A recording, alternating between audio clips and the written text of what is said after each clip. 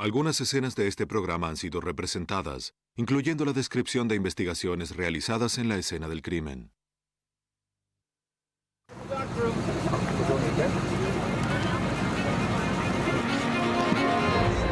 Un tranquilo poblado es asediado por el terror mientras la policía busca a un asesino que ataca a mujeres jóvenes. Una vaga descripción y pruebas inadecuadas es todo lo que tienen. La próxima jugada depende de él. Alguien se esfuerza mucho para deshacerse de un cuerpo. Despojada de su identidad, esta víctima no puede llevar a los detectives hasta el asesino. Cualquier posibilidad de hacer justicia debe hallarse en las manos de una mujer.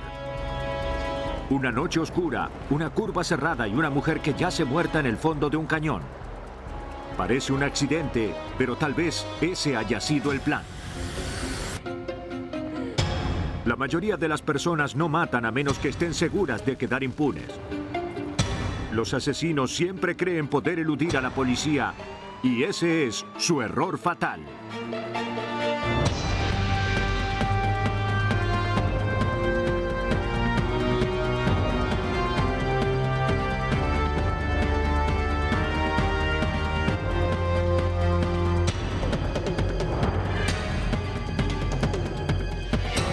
Los nuevos detectives. Casos estudiados por la ciencia forense. Hoy presentamos Error Fatal.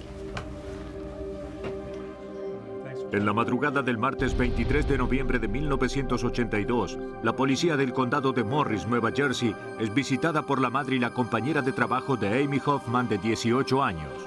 Amy trabajaba en el centro comercial y no había regresado a su casa. La madre de Amy le dijo a la policía que su hija trabajaba en la sección de ropa 2 noches por semana. Ella estaba en el equipo de animadoras de la secundaria y estaba ahorrando para ir a la universidad y ser quiropráctica.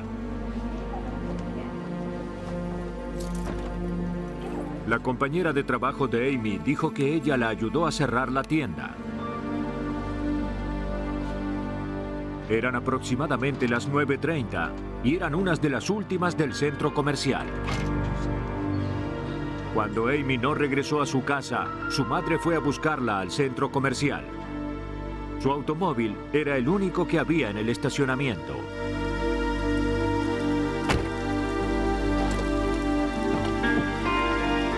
Las llaves estaban puestas. El bolso de Amy y su cartera estaban sobre el asiento.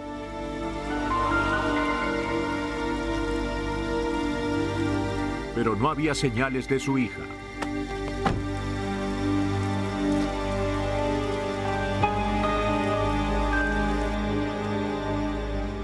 Alterada, la señora Hoffman decidió llamar a la compañera de Amy.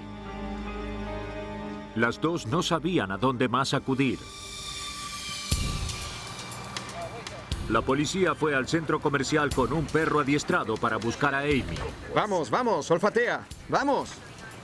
Sus rastros desaparecían a los pocos metros. Evidentemente se había ido del estacionamiento con alguien. ¿Pero con quién? El estacionamiento no arrojó pistas. De acuerdo al detective del condado de Morris, el sargento John Kinecom, tampoco el auto de Amy arrojaba pistas. Registramos el vehículo, como lo hacemos siempre, en busca de huellas digitales y otras cosas que ayudaran a encontrarla. Pero finalmente no hallamos nada. Pero eso estaba por cambiar. 2 días después, en el Día de Acción de Gracias, un hombre que había salido a caminar en un apartado lugar del condado de Morris, Nueva Jersey, hizo un hallazgo estremecedor. El cuerpo sin vida de una joven mujer. Se fue del lugar y llamó a la policía. Las autoridades del Departamento de Policía del Condado de Morris encontraron a la víctima yaciendo sobre un estanque abandonado. Por la descripción, la policía supo que habían encontrado a Amy Hoffman. Había sufrido puñaladas múltiples. Se llevaron el cuerpo para posteriores pruebas.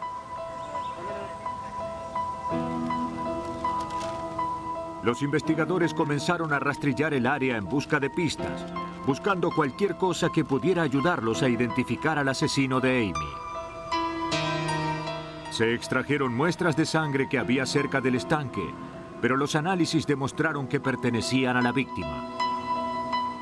Los peritos forenses recogieron todo lo que pudieron.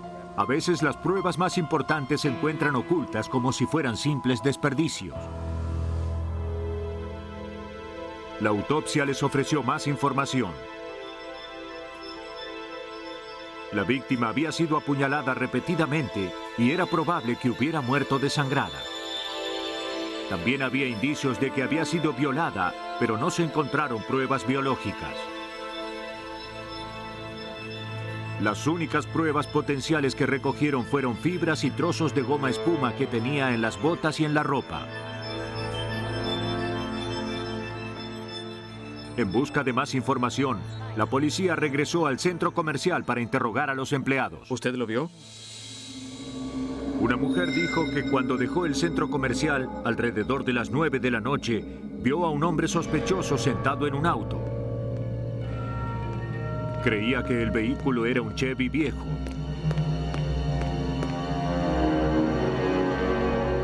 Apenas pudo ver el rostro del hombre. No pudo darle a la policía una descripción detallada. Los investigadores sabían que debían actuar rápidamente. Tenían a un asesino suelto. Teníamos a un delincuente peligroso en nuestra comunidad. Sabíamos que había un depredador suelto. Y lo que me motivó, como a otros oficiales de la policía que trabajaron en el caso, fue que debíamos atrapar al asesino antes de que volviera a matar. Pero 2 semanas después de que Amy Hoffman fuera asesinada, un camionero en un parador a 20 minutos del centro comercial del condado de Morris fue despertado de su descanso. Una mujer aterrorizada pedía ayuda. Estaba sangrando mucho y agonizaba. El conductor del camión llamó a la policía. Parada 9, emergencia, emergencia.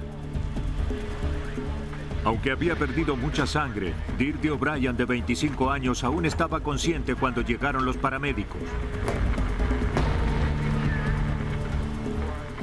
Le dijo a las autoridades que a menos de 1 kilómetro de su casa, un auto la sacó del camino.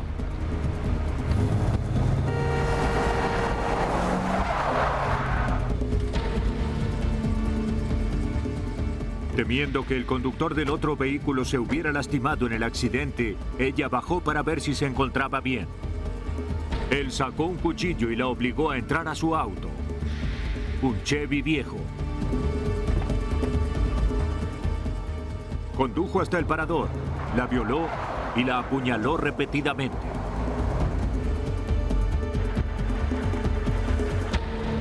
Deirdre O'Brien no sobrevivió a las heridas. Murió en el hospital, pero no antes de dar una descripción de su asesino. La víctima del segundo homicidio le dijo a los oficiales de policía que el atacante era un hombre blanco, casi del mismo tamaño que ella, que la víctima, y que llevaba puesto unos jeans y una camisa particular. La camisa también era de jean. El sujeto y el vehículo coincidían con la descripción del sospechoso del caso de Amy Hoffman. Solo con las pequeñas fibras sintéticas extraídas de la ropa de Deirdre O'Brien, los investigadores fueron al lugar donde había sido secuestrada en busca de más pistas. Encontraron la huella de un neumático en la tierra. Fue fotografiada y luego se hizo un molde de yeso. El molde y las fotografías del neumático se le enviaron al experto forense en neumáticos Peter McDonald. Miré las estrías del neumático en un manual y encontré solo 20 tipos de neumáticos similares. Sin embargo, el neumático Cyberlane Now Power parecía el más consistente. Mientras los investigadores trataban de identificar al sospechoso antes de que actuara de nuevo, se reportó otro ataque con un cuchillo. Esta vez la víctima era un hombre, pero los detalles eran familiares. James Kodatich, de 34 años, le dijo a la policía que mientras iba conduciendo, un modelo viejo de Chevy lo pasó con las luces altas. El conductor del otro auto lo sacó de su vehículo y lo apuñaló. Kodatich se libró de su atacante y fue a casa de su madre. Su descripción del atacante se parecía mucho a la del asesino. Para la policía, James Kodatich tuvo suerte. Sus heridas no eran demasiado serias. Una ambulancia lo llevó al hospital. ¿Quiere irse conduciendo? Sí, ¿puedo? Sí. Antes de irse, él autorizó a la policía para que examinaran su auto en busca de cualquier prueba que el atacante pudiera haber dejado. Esperando encontrar pruebas que relacionaran este accidente con los asesinatos sin resolver, los peritos aspiraron el auto. Era un modelo antiguo de un Chevy, el mismo descrito por los testigos de los dos asesinatos previos. Aunque parecía solo una coincidencia, el detective Kinnecom examinó cuidadosamente los neumáticos. Miré el neumático trasero derecho del vehículo y este era como el neumático que estábamos buscando. Fui en busca de mi maletín donde llevaba una copia del diseño del neumático con unos instrumentos de medición. Medí el neumático trasero derecho del vehículo y vi algunas características de ese neumático y coincidían. El vehículo de James Kodatich ahora estaba relacionado con el lugar del secuestro de Deirdre O'Brien, de 25 años, asesinada hacía unas semanas. La tercera víctima del asesino se convirtió en el principal sospechoso de la investigación. Para estar absolutamente seguros de que los neumáticos eran los mismos, los investigadores acudieron nuevamente al experto forense en neumáticos Peter McDonald. El neumático en cuestión fue rodado sobre una plantilla gigante entintada, dejando la impresión de toda su circunferencia sobre un gran cartón blanco.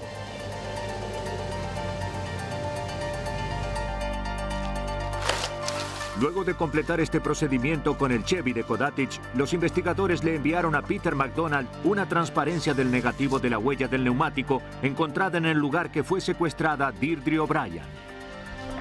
McDonald la comparó con la impresión del neumático del sospechoso. Luego de 25 horas de escrutinio, McDonald estaba absolutamente seguro de haber encontrado lo que buscaba. Pude identificarlo positivamente porque había muchos cortes y roturas que eran únicos y solamente pertenecían a ese neumático. Eso probó que el auto de Kodatich había estado en el lugar. La información fue suficiente para que los investigadores consiguieran una orden de arresto. ¿Qué quieren? Kodatich aún estaba en el hospital cuando fue arrestado como sospechoso del asesinato de Deirdre O'Brien. Cuando lo confrontaron con la prueba de la huella del neumático, el sospechoso admitió que había derrapado en esa parte de la carretera, pero no en el momento del asesinato. Aunque la policía no le creyó, las pruebas solo eran circunstanciales. Los investigadores debían hallar otra forma de construir el caso. Y no solo por el asesinato de Deirdre O'Brien, sino también por el asesinato de Amy Hoffman, de 18 años. No debieron ir muy lejos. Las fibras recogidas del interior del auto de Kodatich fueron comparadas con las encontradas en ambas víctimas. Las muestras de las víctimas, como las fibras de una falda, fueron encontradas en su auto y las fibras de la alfombra de su vehículo y la goma espuma del asiento fueron halladas en la víctima. Todo coincidía. A pesar de las pruebas contra él, Kodatic sostuvo que no era el asesino. Señaló su herida de cuchillo como una prueba. Los investigadores decidieron examinar de cerca la herida. La gravedad y el ángulo sugerían que él mismo se había herido. ¿Cuánto hace que le pasó? Pero ¿para qué molestarse? Creemos que pensó que la policía tenía pistas o que lo estábamos buscando como sospechoso del caso.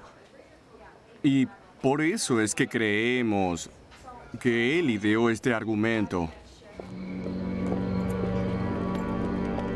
Pero el plan de Kodatic no funcionó y llevó a los investigadores justo tras él. Basándose en las pruebas, la policía creyó que Kodatic acechaba a mujeres vulnerables para secuestrarlas, violarlas y matarlas. Por los asesinatos de Amy Hoffman y Deirdre O'Brien, James Kodatic fue sentenciado a 95 años de prisión.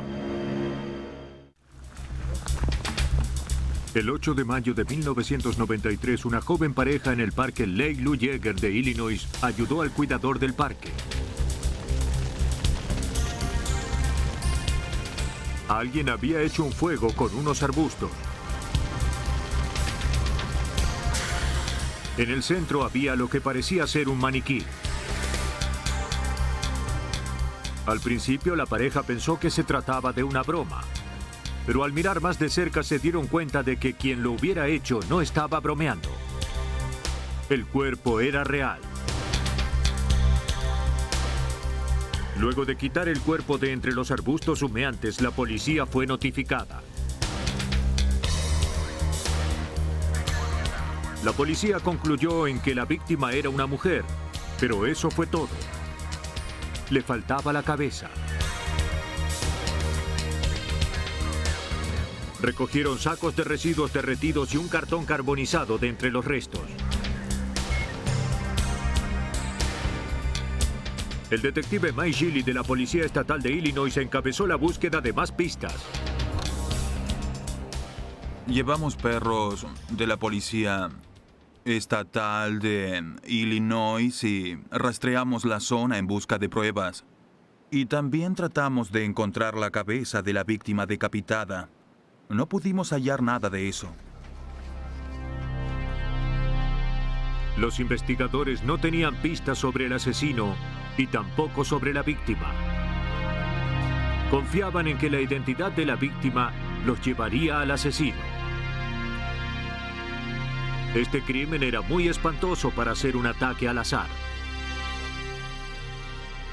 Cualquiera que se hubiera tomado el trabajo de quemar un cuerpo y de decapitarlo, sin dudas lo habría hecho porque así no se asociaría al sospechoso con la víctima. Ahora la mejor pista era la víctima en sí. Unas radiografías revelaron unos tumores fibrosos en el útero, lo suficientemente graves como para causar problemas de salud. Los sacos de plástico eran de residuos comunes. El cartón pertenecía a una empresa de mudanzas. Tampoco parecía ser una pista. Llamaron a un antropólogo forense para determinar todo lo posible con los huesos de la víctima. Determinar la edad aproximada, altura y la raza de la víctima sería crucial para relacionarla con alguna persona desaparecida. El doctor Mark Johnsey, antropólogo forense del Laboratorio de Homicidios de la Policía Estatal de Illinois, hizo el análisis. La sínfisis púbica, que se encuentra debajo de la región pélvica, es muy útil para determinar la edad. El hueso pélvico de esta área tiende a cambiar mucho con la edad, y basándome en eso pude determinar su edad, la que estimé entre 35 y 39. Establecer la raza era más problemático. El color de la piel se distorsiona con la muerte y el fuego no había ayudado. El Dr. Jonesy tuvo que confiar en su discernimiento bajo circunstancias difíciles. El vello púbico y el de las axilas, si tenía ambos, eran muy rectos. Su piel era un tanto oscura y con la combinación de esas características deduje que era caucásica. Ahora los investigadores necesitaban un nombre. El método más seguro para identificar a una persona son las impresiones dactilares. Pero eso solo funciona si se las toma de la víctima y si están archivadas en alguna parte. La tarea de verificar si la mujer no identificada tenía esos requisitos le fue asignada al científico forense de la Policía Estatal de Illinois, Dr. Gary Harvey. Se seccionaron las manos de la víctima y fueron enviadas en latas selladas a su laboratorio. Fueron secadas y colocadas en una posición de asir. Si el Dr. Harvey esperaba tomar las impresiones digitales, debía amputar los dedos y ablandar el tejido. En el caso de una mujer sin identificar, para ablandar el tejido, uno de los procedimientos o métodos que encontré muy útil durante los últimos años es empapar los dedos con una solución de detergente. La solución ablanda el tejido en las estrías de los dedos, las que contienen los arcos, contornos y círculos únicos que tienen las puntas de los dedos de todas las personas. Una vez que los dedos fueron ablandados y secados, el Dr. Harvey los entintó e imprimió las impresiones dactilares en un papel blanco. Pero no estaba satisfecho. No quería solo impresiones aproximadas, quería lo mejor que pudiera obtener. Decidimos utilizar un método que fuera diferente para poder obtener detalles de los dedos y las palmas. A través de los años he tenido bastante éxito utilizando pólvora y cinta adhesiva congelada. La pólvora y la cinta arrojaron mejores resultados, los que se fotografiaron y etiquetaron. Luego serían clasificados y enviados a la FIS, Sistema Automatizado de Identificación de Impresiones Digitales de Joliet, Illinois, que tiene los archivos de impresiones digitales de todo el estado. Los resultados dieron negativos. No hubo coincidencias. En busca de pistas, los detectives interrogaron a los testigos que estaban en el parque la noche en que fue descubierto el cuerpo. Dos estudiantes que paseaban tras su baile de graduación informaron haber visto el fuego. Cerca del lugar había una camioneta de carga. Creyeron que la matrícula era de Missouri. La puerta trasera estaba abierta y pudieron ver sacos plásticos de residuos. Los detectives estaban seguros de que los adolescentes habían visto al asesino. Ellos se detuvieron junto a la camioneta del sospechoso y se asustaron al ver que alguien había hecho un fuego en una zona prohibida. Ellos conocían el parque y básicamente en ese momento el sospechoso los vio e inmediatamente se subió a la camioneta y entonces huyó. Pero sin el número de la matrícula, tenían otro cabo suelto. Para resolver el caso, los investigadores debían identificar a la víctima.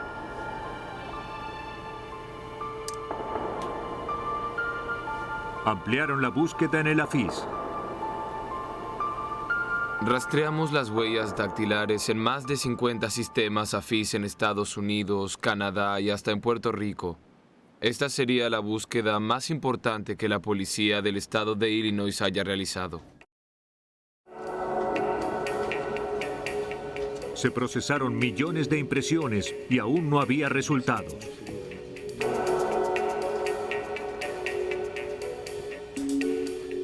La víctima aparentemente no tenía antecedentes penales y no estaba en ninguna base de datos.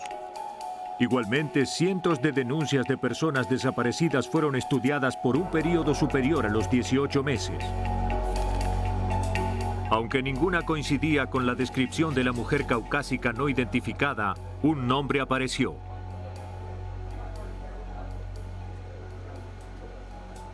El factor continuo que aparecía era Lynn Matchum Thomas de la zona de San Luis. Ya había aparecido en nuestra lista y nos contactamos con el Departamento de Personas Desaparecidas y con el de Homicidios. Pero descartamos que fuera nuestra víctima porque era afroamericana. Sin otras pistas, los investigadores fueron a hablar con Shirley Matchum, la madre de Lynn Matchum Thomas. Como su hija, ella vivía en Missouri, a solo 80 kilómetros del parque de Illinois, donde había sido encontrada la víctima. Shirley informó que Lynn había desaparecido el día anterior a que se encontrara el cadáver. De acuerdo a su madre, Lynn tenía piel oscura. Como la víctima, también tenía tumores fibrosos y por esa razón estaba viendo a un médico.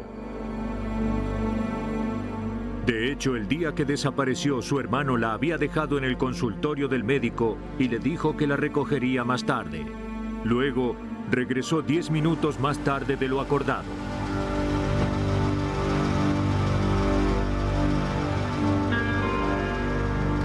Entró, pero ella ya no estaba.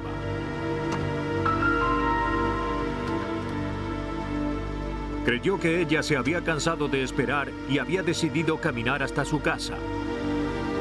No pensó que le pudiera haber pasado otra cosa. Esa misma noche, la señora Matchum recibió un llamado del esposo de Lynn, Curtis Thomas, preguntándole si sabía dónde estaba Lynn. ¿Cómo? Él le dijo que se había ido de su casa hacía 20 minutos y asumió que estaba con su madre, pero su madre no la había visto en todo el día. Shirley Matchum sabía que su yerno era violento y sospechó lo peor. Al día siguiente, llenó un formulario de personas desaparecidas en el Departamento de Policía de San Luis. Los investigadores revisaron el informe. Se enteraron de que la policía de San Luis había ido a la casa de Lynn para hablar con su esposo, Curtis Thomas. Él les dijo que la noche en que Lynn desapareció, se iba a mudar a otra casa.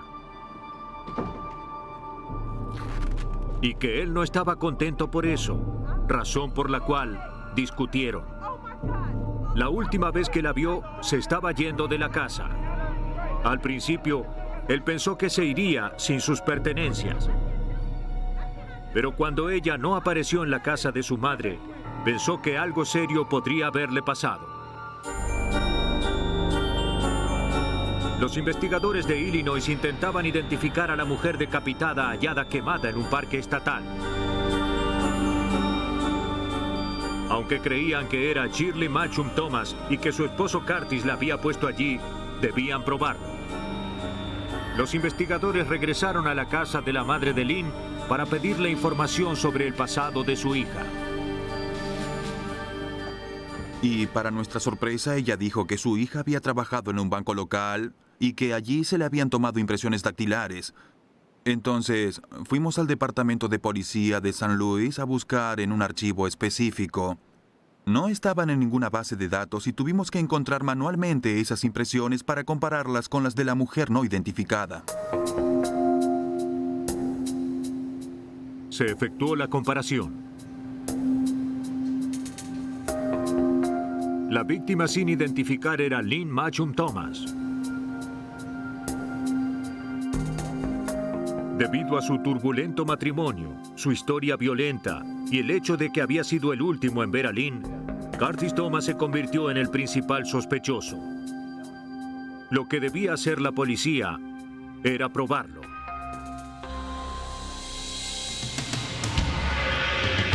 Los investigadores trataron de hallar un vínculo entre las pruebas dejadas en la escena del crimen y el sospechoso. Determinaron que el cartón retirado del fuego provenía de la misma empresa que la víctima estaba utilizando para empacar sus pertenencias. Aunque muy comprometedoras, las pruebas solo eran circunstanciales. Para averiguar más sobre Curtis Thomas y sus actividades posteriores a la desaparición de Lynn, los investigadores ubicaron a su exnovia, a quien había comenzado a ver tras la desaparición de su esposa. Comentó que Curtis decía que los policías eran estúpidos por haberse equivocado al determinar la raza de la mujer no identificada. Y dígame, ¿la amenazó?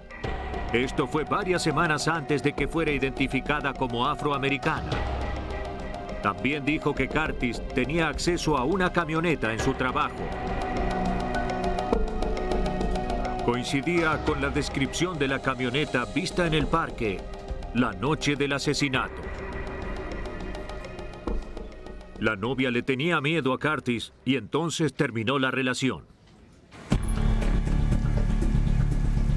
Este testimonio, junto con el resto de las pruebas circunstanciales recogidas, les dio a los investigadores lo suficiente para arrestar a Curtis Thomas en enero de 1995, 2 años después del asesinato de su esposa. Se consiguió una orden para registrar su casa. Aunque Thomas insistió que no sabía nada del destino de su desaparecida esposa, los investigadores encontraron recortes de periódicos relacionados con el misterioso cuerpo de Illinois. La policía dedujo que el abusivo Curtis Thomas no quería que su esposa simplemente lo abandonara. Los investigadores creen que tras asesinar a Lynn Matchum Thomas, él escondió el cuerpo en el sótano hasta poder conseguir la camioneta. Y para despistar a los investigadores, decapitó a la víctima y la llevó al parque de Illinois, donde prendió fuego sus restos. Curtis Thomas fue hallado culpable y sentenciado a cadena perpetua sin libertad condicional. El 14 de septiembre de 1985, un conductor en una carretera apartada de Utah se detiene para ayudar a un hombre muy alterado. ¡Tuvimos un accidente! David Mossman dijo que su camioneta se salió del camino de Logan Canyon y cayó 90 metros hacia el río. Su esposa Tania aún estaba allí.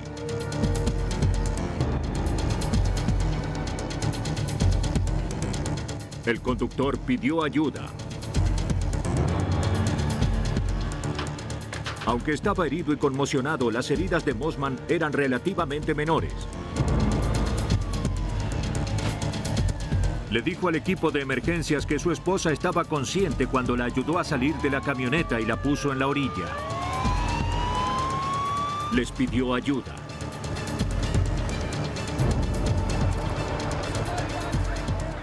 Mientras David Mossman era llevado al hospital, el equipo de rescate estaba en el cañón buscando a su esposa.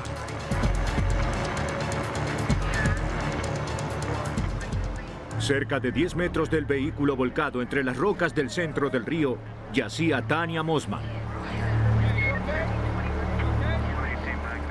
Estaba en el agua boca abajo, muerta.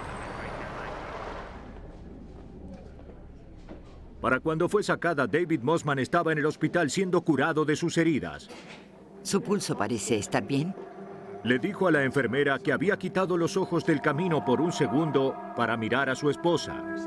En ese instante fue cuando la camioneta volcó.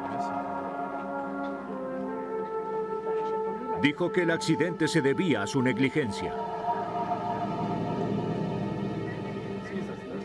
Los investigadores llegaron al hospital. Le preguntaron a la enfermera si David estaba en condiciones de formular una declaración. Les respondió que las heridas eran menores y que no debía quedarse internado. La enfermera le dijo a los investigadores que Mossman le contó que él había salido expulsado de la camioneta antes de que cayera al río. Pensó que tenía suerte de estar con vida. Los investigadores esperaron hasta el día siguiente para obtener los detalles del accidente. Cuando le preguntaron sobre su matrimonio, David Mossman dijo que las cosas entre él y su esposa no habían sido fáciles.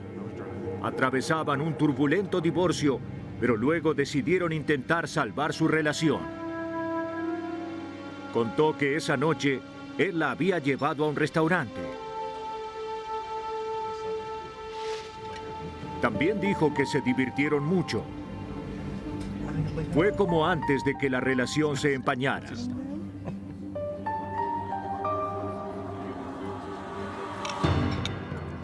Luego de cenar, partieron hacia su casa.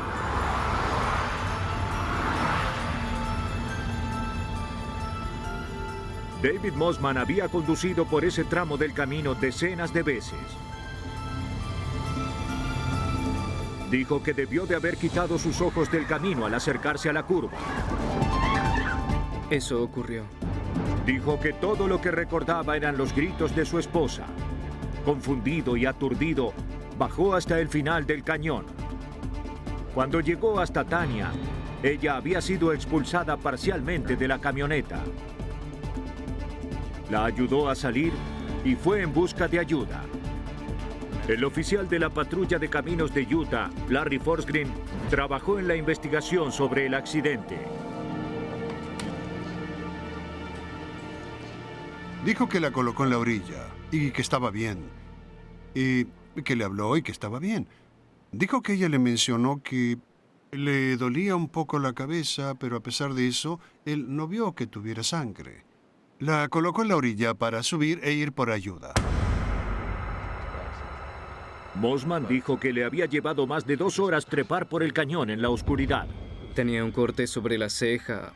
Pensó que él pudo haberse desmayado o dormido por el frío. Yo se lo había advertido.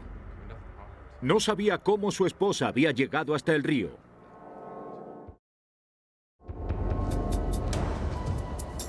En los días posteriores a la muerte de Tanya Mossman, los expertos en reconstrucción de accidentes estudiaron el lugar por donde había caído la camioneta. En el pavimento había una pequeña marca que indicaba que había girado abruptamente el volante a 30 o 50 kilómetros por hora. Para el sargento George Becker, médico forense del condado de Cache, ese hecho no coincidía con la descripción de David Mossman. En ese lugar, el vehículo debió haberse inclinado para caer sobre la orilla. Habría sido imposible salir del vehículo del lado del conductor. Tendría que haber abierto la puerta o salido mientras aún se movía. Es imposible. ¿Qué tenemos? Un estudio rutinario del accidente había dado más preguntas que respuestas. Para los investigadores, este caso debía ser estudiado más detalladamente.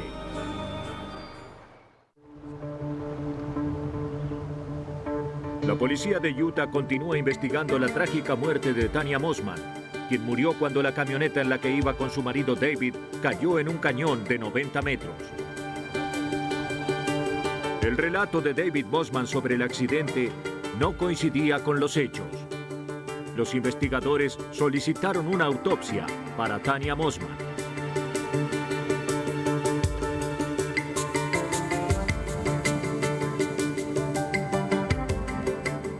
La presencia de agua en sus pulmones reveló que había muerto ahogada.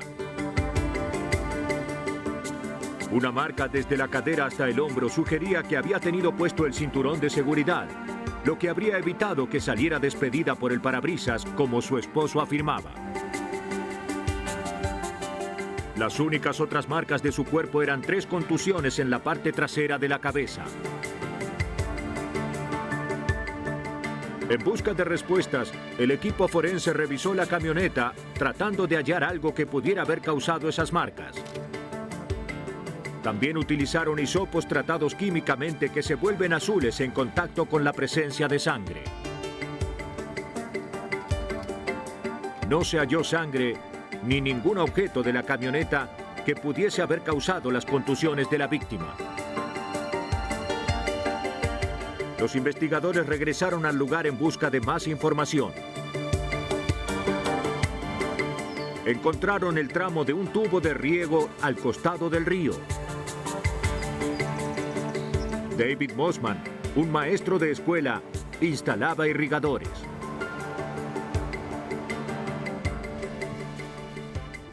Se le envió el tubo al doctor Ken Glanville del Laboratorio de Homicidios de la Policía del Condado de Logan para que lo revisara. Colocó el tubo sobre unas fotografías de tamaño real de las heridas de la cabeza de Tanya. El tubo coincidía perfectamente. Pero Mossman tenía una razón para transportarlo, y aunque pareciera improbable, El tubo podría haber golpeado a la víctima al volcar la camioneta. Con todas estas inconsistencias y preguntas sin responder, los investigadores le pidieron a Mossman que tratara de recordar más detalles sobre el accidente. Le pidieron que dibujara un mapa del camino y que señalara el lugar donde perdió el control y cayó. Lo señaló exactamente, algo que la mayoría de las víctimas de accidentes no hacen. Él estaba completamente seguro de que por allí había caído y era un sitio muy cercano al mismo lugar donde sucedió. Eso fue extraño porque cuando sucedió era de noche y estaba oscuro. Para señalarlo exactamente, él debía estar muy familiarizado con el lugar y creo que sabía por dónde caería el vehículo. 2 días después del accidente, esa impresión fue reforzada cuando un amigo de David Mossman llamado Terry contactó a la policía. Dijo que la pareja había tenido un matrimonio difícil y que David siempre bromeaba sobre cómo mataría a Tanya. El fiscal Jim Jenkins continuó con la investigación.